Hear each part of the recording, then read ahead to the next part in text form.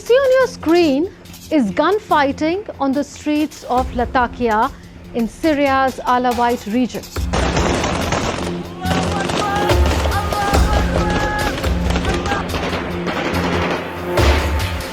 In another video, gunmen can be seen attacking a restaurant and smashing car windows in Syria's Jabal.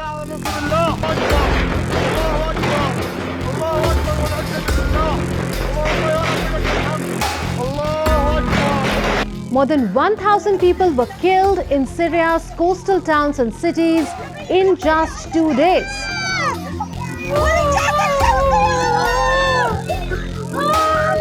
Eyewitnesses described streets strewn with bodies and rows of burnt-out homes. It was the worst bloodshed since Syrian President Bashar al-Assad was toppled from power in December and fled to longtime supporter Russia. In fact, this was one of the deadliest waves of violence there since civil war erupted 14 years ago. So who is fighting whom and why? Hello and welcome to Connecting the Dots. I'm Unman Paricharya. Let's connect the dots of what's driving the bloodshed in Syria.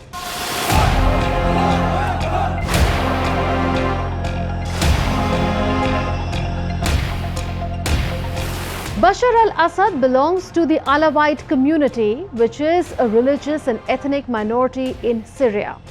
The new Islamist-led government's security forces clashed with fighters from Assad's Alawite minority last week.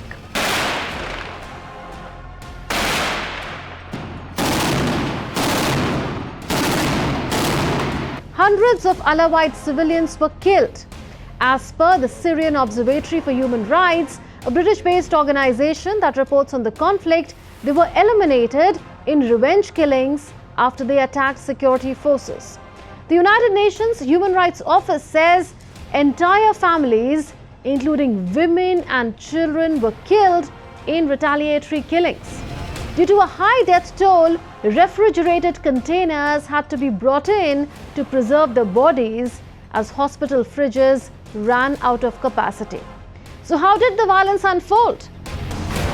It began to spiral on the 6th of March when authorities said their forces in the coastal region came under attack from fighters aligned with the ousted Assad regime. The Sunni Islamist-led government poured reinforcements into the area, which is heavily populated by Alawites. As government deployed reinforcements, mosques in regions loyal to the new administration started calling on people to wage jihad in support of security forces. By the afternoon of the 7th of March, reports began emerging that scores of civilians had been killed in sectarian reprisals in Alawite towns and villages. As of the 9th of March, the Syrian Observatory of Human Rights says 973 civilians were killed in reprisal attacks carried out by government forces or fighters aligned with them. More than 250 Alawite fighters were killed. More than 230 members of government security forces were also killed. Now see this. Shaken and fearing for their lives, Syrian men, women and children are wading through a river to safety in neighboring Lebanon.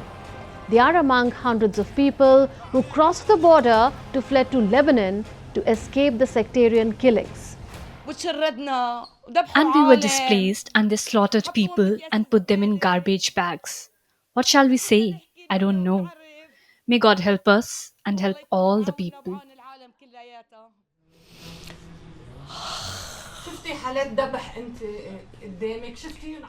Yes, in Qatar 7, people were slaughtered and they brought them and buried them there in al-Daqiqa village. There was a lot of atrocity there. By God, we're tired. We are tired. What are we guilty of? Just tell me, what are we guilty of? We want international protection, whether it's from Israel, from Russia, from France, anything that will care for us and protect us. We are not remnants of the Assad regime. We've always been employees. What's the reason? I don't know. For those still living in the violence-hit areas, essential commodities are running out. There is no bread, no water, no electricity. There is nothing currently. The Shiite Muslim community in Syria condemned the violence. This, as far as we are concerned, was condemned by us morally, religiously, and even nationally, because such acts leave deep wounds and bring back the trust that started to be built between the society's people after the war to nearly 0 point. So let's see who are the Alawites. They are the second largest religious group in Syria after Sunni Muslims. They make up around 12% of the population. Their faith is an offshoot of Shiite Islam. Though the Alawites are a minority in Syria, they dominated government posts under Assad and are still loyal to him. The Assad-led state recruited heavily from the Alawite community for its army and security apparatus.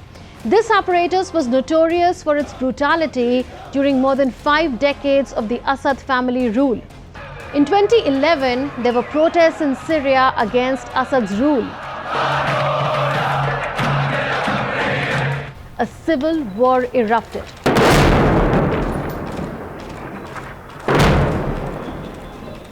Many Alawites were on the front lines of that civil war.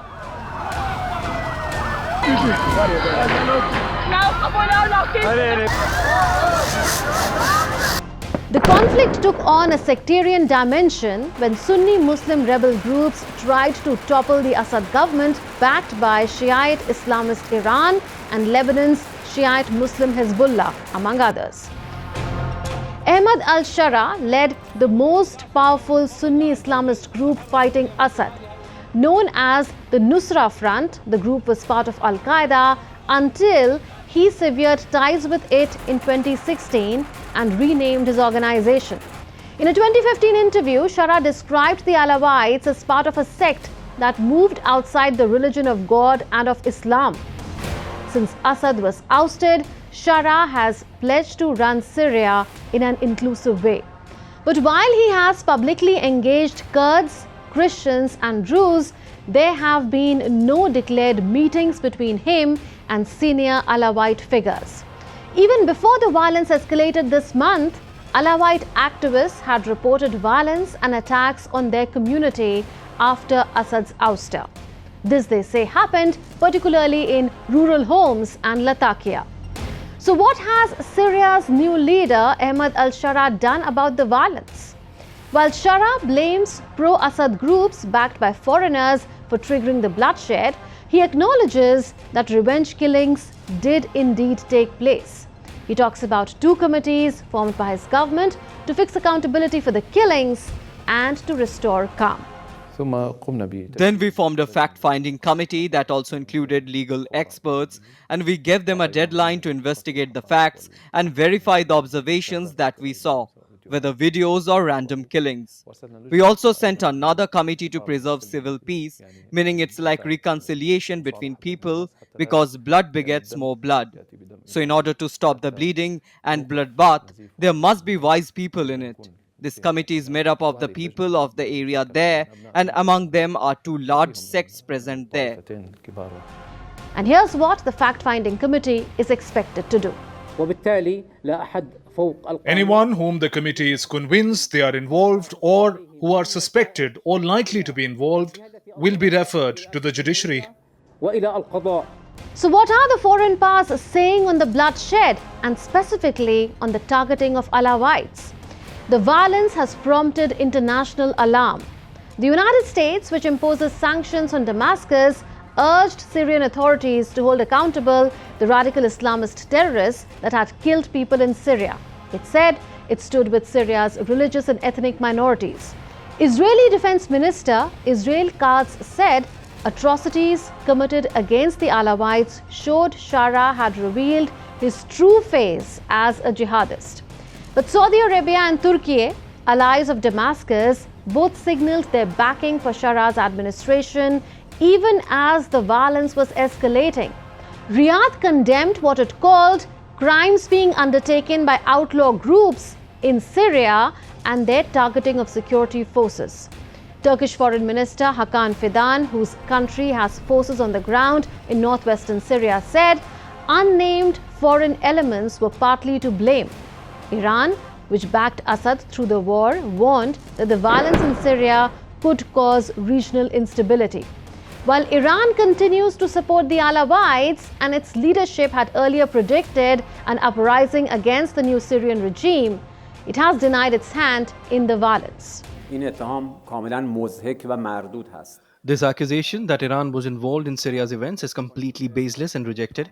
We believe that pointing the finger at Iran and its allies is a misdirection, an entirely misleading and diversionary narrative. Such claims are absolutely unfounded and represent a cliched and oversimplified approach to developments in Syria, which will do nothing to improve the situation. In another development, a major deal was struck between the Syrian government and another armed faction, the Syrian Democratic Forces or SDF of the semi-autonomous Kurdish region in northeastern Syria. The Kurdish-led and US-backed SDF has agreed to integrate all civilian and military institutions in northeast Syria with Syria's new state institutions. Now, SDF shall support the government in combating remnants of Assad's regime and any threats to Syria's security and unity. While it remains to be seen how that plays out, the one question many observers are asking is, after the mass killings, can a fragmented Syria stay united? Although Ahmed al-Sharaa's administration has emphasized the importance of social cohesion, its forces are accused of violating their pledge and carrying out extrajudicial killings. Before violence escalated, tension had been building as Alawites complained of having been ostracized from Sharaa's administration, and Sharaa's officials had warned an insurgency was brewing. The violence raises questions about the appetite and ability of the new regime to hold the country together, considering that Sharaa and his clerics did not prevent angry government supporters from surging into Alawite regions. And by the time the fighters were pushed off the streets, much blood had already been spilled. In fact, clerics in Idlib, the province previously ruled by Sharaa, and Hayat Tahrir al-Sham, his Islamist militia, made matters worse by calling for a mass mobilization in defense of the homeland. To sum it up, the violence has cast a shadow on the hopes of a stable future for Syria.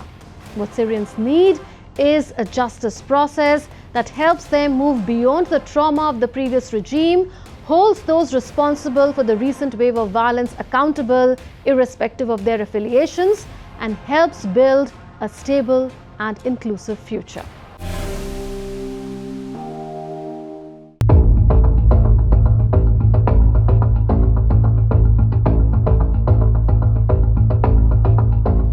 Have you watched the blockbuster movie Titanic? Well, the movie inspired by the real-life tragedy, the sinking of RMS Titanic in 1912. And if you have watched the film, you must know how the ship sank. It collided with a massive iceberg in the North Atlantic.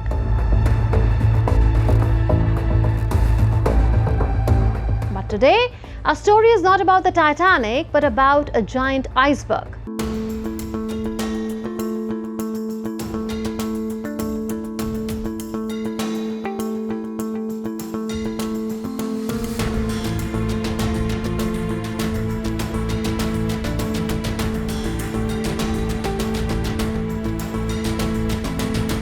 What you see on your screen is the world's largest iceberg called A23A.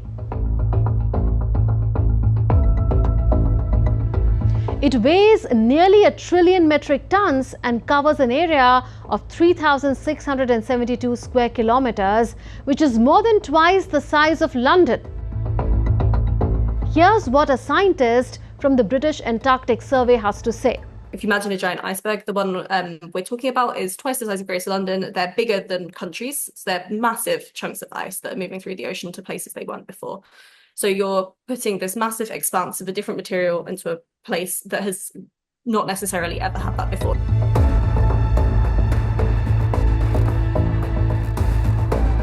A23A appears to have run aground after drifting around the Southern Ocean near Antarctica since 2020.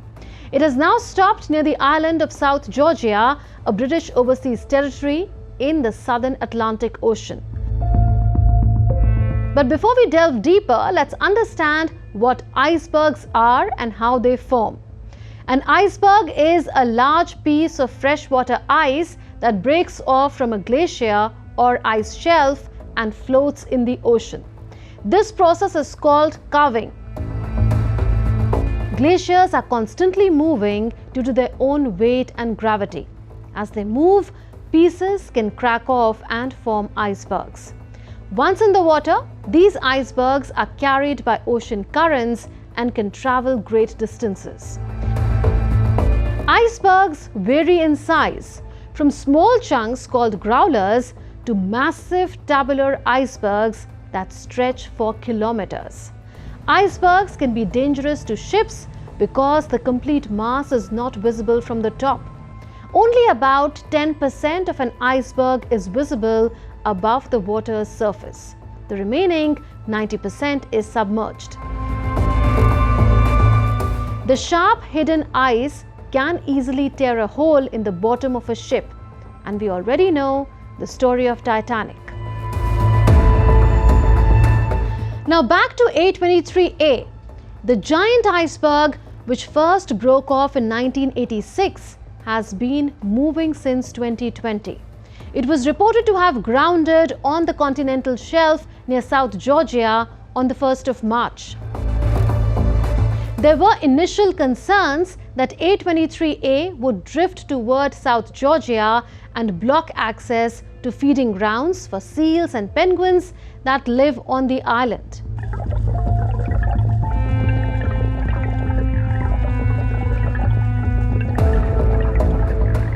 In the past, grounded icebergs have caused large numbers of penguin chicks and seal pups to die.